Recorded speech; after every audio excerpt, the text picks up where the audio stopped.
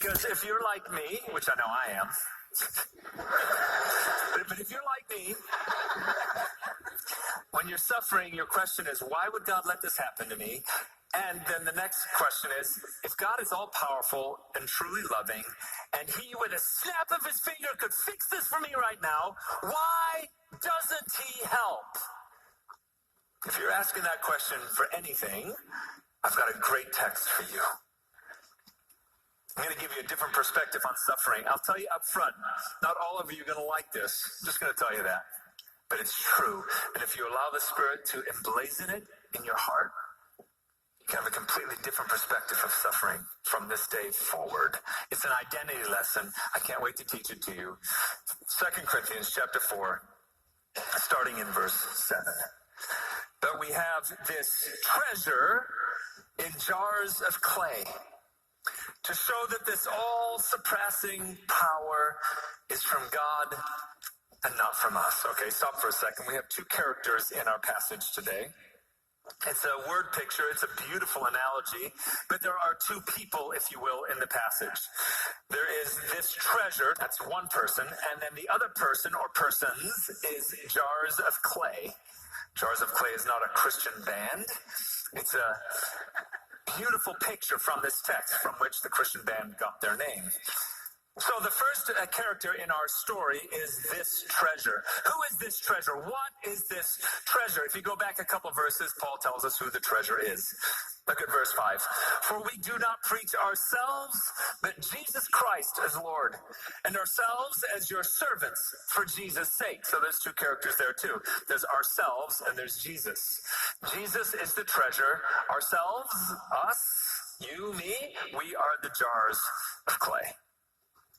Look how he describes Jesus in verse 6. For God, who said, let light shine out of darkness, made his light shine in our hearts, to give us the light of the knowledge of the glory of God in the face of Christ. This is the treasure, my friends, that we might know God. How do we know God? We see him in the face of Christ. And this Christ, the light of the world, has been placed in us. This is the treasure, the indwelling Christ. I have a jar of clay here. This is a jar of clay. This is you and me right here, jar of clay. Now, jars of clay are very breakable. They're very fragile, expendable. Jars of clay in ancient days were very common objects. In fact, jars of clay were not very valuable at all. The value of a jar was found in what was inside it. And God has this amazing treasure, the most amazing treasure ever, Jesus. And he doesn't lock Jesus up in a safety deposit box, and he doesn't put him in a museum where a lot of treasures are, and he doesn't put armed guards all around him. He places him in a fragile jar of clay, of dust. Clay is just dust. We're a jar of dust, and into us he has placed Jesus. Why in the world would he do that? Isn't it a little dangerous? Doesn't he know how fragile we are? Let's keep reading. We're going to answer that question. For we have this treasure in jars of clay to show that this all-surpassing power is from God and not from us. So placing this treasure in a clay pot in some way demonstrates the power of God. But how? Let's keep reading. Verse 8. We are, present tense, continual action. This is something that continually happens. We are hard pressed on every side, but not crushed. Perplexed, but not in despair. Persecuted, but not abandoned. Struck down, but not destroyed. Okay, look at this fantastic description of the Christian life. Hard-pressed, perplexed, persecuted, and beat up. It's not the message you always get. The message we hear is, turn your life over to Jesus and he'll fix everything. Well, Paul turned his life over to Jesus and then continually experienced, let me read it again. He was hard-pressed, perplexed, persecuted, and beat up. The word hard-pressed means afflicted. It's the same word he uses in chapter 1, verse 8, where he's describing what just happened to him in Asia. Listen, we do not want you to be uninformed, brothers and sisters, about the troubles we experienced in the province of Asia. We were under great pressure, same word, afflicted, far beyond our ability to endure, so that we despaired of life itself. Have you heard people say, hey, God won't give you anything that's beyond your ability to handle? That's not true. It's not biblical, and it's not true. Paul says it right here. We were under such great pressure, it was far beyond our ability to endure. In fact, we thought we were going to die. Affliction. It's hard. He says, even though we're afflicted, however, we are not crushed. This fragile vessel is afflicted.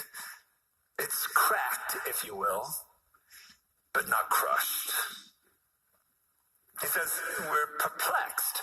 Perplexed means at wit's end. It means I have tried to figure out how to fix this. I've looked into every single possibility to try and figure out how to fix this, and I can't come up with a solution.